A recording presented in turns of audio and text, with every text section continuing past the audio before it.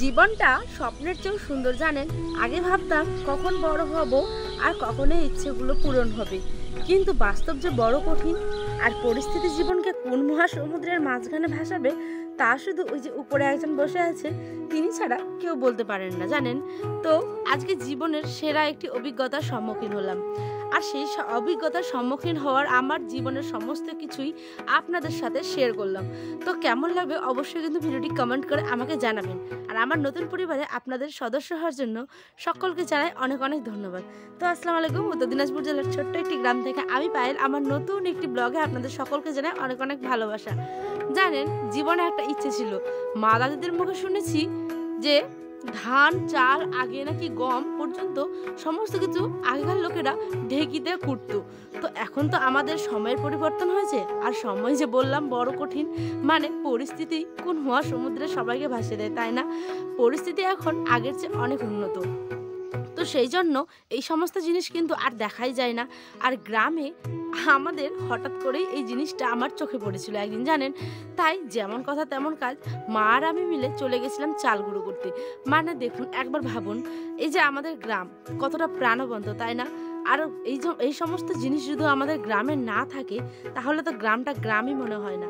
এই যে কল চাটাল, মানে পুকুর, প্রকৃতির মধ্যে খোলা হাওয়া খোলা মাঠ, একটা অন্যরকমের আনন্দ জানেন।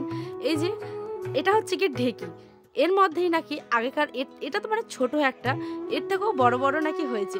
তো ছোটবেলা থেকেই বড় একটা ইচ্ছে ছিল যে আমি কোনোদিন যদি দেখি তাহলে অবশ্যই কিছু না কিছু একটা ভাঙবো। তো এই যে আতপ চাল সামনে আসে সবার, গতকালের ভিডিওতে আমি অলরেডি বলেছিলাম। তো যারা যারা দেখেনি অবশ্যই একবার হলেও ভিডিওটি দেখে যাবেন, আশা করি ভালো লাগবে জানেন। আর এই যে আমরা একটুখানি চাল ভিজিয়েছিলাম এই ঢেকিতে ভাঙবো বলে। তো কি অদ্ভুত তাই না জগতের নিয়ম। এই যে চাল, ধান থেকে চাল হয়, চাল থেকে আতপ চাল, তো কত রকমের শুকনা চাল সমস্ত কিছুই গুঁড়ো করে, আমি এটা ভিজেছিলাম আতপ চাল, গুঁড়ো করে দেখুন হয়ে গেল আটা। তো চলুন আপনাদের সাথে একটু খালি শেয়ার করলাম। হ্যাঁ, তারপরে বাড়ি এসে হঠাৎ করে মাথায় হাত জানেন, আয়নের আব্বা বলছে আমাদের মাকার জমিতে নাকি সিঁড়ি বানানো হবে। তো আপনারা কারা কারা জানেন মাকার জমিতে কে কে মানে কীভাবে সিঁড়ি বানানো হয়? আমি তো এই জীবনে প্রথমবার দেখলাম। আমি আপনাদের সাথেও সেটাও শেয়ার করব। দাঁড়ান তার আগে একটুখানি রান্না করে নিই। জানেন, বাড়িতে তো মাছ মাংস কয়েকদিন ধরে লেগেই আছে, সেই জন্য আর ভালো লাগছিল না। তো যে দাদা আমাদের বাড়ি কাজ করবে তিনি নাকি বলেছেন ডিম ভাত খাবেন, মাছ মাংস তিনি খাবেন না। তাই আমি ফুলকপি আলু ডিম দিয়ে একটা ছোট্ট করে তরকারি, আর সাথে করেছিলাম বেগুনের বড়া, চাটনি, পাঁপড় ভাজা। তো সে সমস্ত কিছু আর দেখানো হয়নি যেহেতু তাড়াহুড়োর মধ্যে। আর আয়নের আব্বা মাঠে গেছিল দুপুরবেলা, তাই আমিও তার জন্য এই যে খাওয়ার নিয়ে চলে যাচ্ছিলাম। আর পাশে ছিল আমার ননদ। তো জানেন, কারা কারা এরম দেখেছেন ভুট্টা জমিতে কিভাবে সিঁড়ি বানাতে হয়? আমি তো ভাই দেখাও, আমি সিঁড়ি আবার ফাঁকা মাঠে কি করে বানাবে? তারপরে দেখলাম না দাঁড়ান আপনাদের সাথে মানে শেয়ার করব, সামনেই আছে।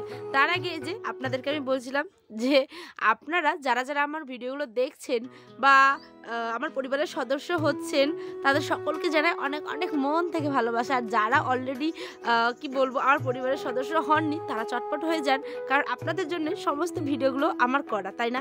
আপনারা তো আমার একটা পরিবারের মতো, তাই না? তো চলুন পরিবারের মিলে গল্প তো করতে হবে, তাই না? আর ওই দূরে যে দেখছেন ওই যে আয়নার আব্বা আর হচ্ছে কি সেই দাদা, আর জামাটা মাটিতেই কিন্তু রেখে দিয়েছে জানেন। তো চলুন কাজ করতে করতে গরম লেগে যায়, তাই না? আর মাঠের কাজ তো মানে যতটা দেখে সহজ তার চেয়ে বড় কঠিন জানেন, যারা কাজ করে তারাই জানে। তো এসে আগে আমি দাদাকে দিয়ে দিয়েছিলাম খাবার, তারপরেই এই যে আয়নের আব্বা আর সকলে মিলে বেশ মজা করেই কিন্তু খাবারগুলো খেয়ে নিয়েছে। হ্যাঁ, তারপরে এই যে লেগে পড়েছে সিঁড়ি বানাতে। দেখুন কিভাবে সিঁড়ি বানানো হয়। আমি তো ভাবছিলাম মানে মইটই দিয়ে হয়তো উঠতে হবে, তারপরে দেখি না রে বাবা, এই যে দেখো গাছগুলোকে 5-6টা লাইন বাদেই এই যে অল্প অল্প করে গাছের গোড়াগুলোতে মাটি দিচ্ছে। জানেন, একেই নাকি তারা বলে গ্রামের ভাষায় সিঁড়ি বানানো। তো আমি তো দেখে অবাক হয়ে গেছি। তো চলুন আপনাদেরকেও দেখালাম। আপনাদের কোথায় কি বলে সেটা কিন্তু অবশ্যই কমেন্টে আমাকে জানাবেন। হ্যাঁ, তারপরে আমি আয়নের আব্বাকে একটু মজা করছিলাম যে একটু কাঁধে নাও তো কদলটা দেখি কেমন লাগে। তার আবার ভারী লজ্জা, এই যে সে মাঠের কাজ করে না, খুবই কম প্রায়। হ্যাঁ, তো তার মধ্যেও এই যে টুকিনাকি তো করতেই হয়, তাই না? নিজের যখন আছে তো। আর আমি একটু এদিক ওদিক সেদিক ঘুরে দেখছিলাম যে গাছগুলো ঠিকঠাক হয়েছে কিনা। কয়েকটা গাছ দেখছি ভেঙে যাচ্ছিল, ওগুলোকে আবার একটু ভালো করে মাটি দিয়ে চিপে দিচ্ছিলাম যাতে গাছটা ঠিকভাবে বেড়ে ওঠে। এই যে মাঠের হাওয়া, খোলা হাওয়া, এই সমস্ত কিছু কিন্তু গ্রাম ছাড়া কোথাও পাবেন না, জানেন? কারণ এই যে গ্রামে কি বলবো, যারা শহরে থাকেন তারা হয়তো বড্ড মিস করেন। তাই আপনারা দূর থেকে একটু ভিডিওগুলো দেখে মনটা ভালো করে নিন। তো চলুন আজ এই পর্যন্ত, দেখাবে অন্য একটি ব্লগে। সকলে ভালো থাকবেন, সুস্থ থাকবেন। আর অবশ্যই কিন্তু কমেন্ট করে জানাতে ভুলবেন না ভিডিওটি কেমন লাগছে। সকলকে আল্লাহ হাফেজ, টাটা। সকলে ভালো থাকবেন, সুস্থ থাকবেন।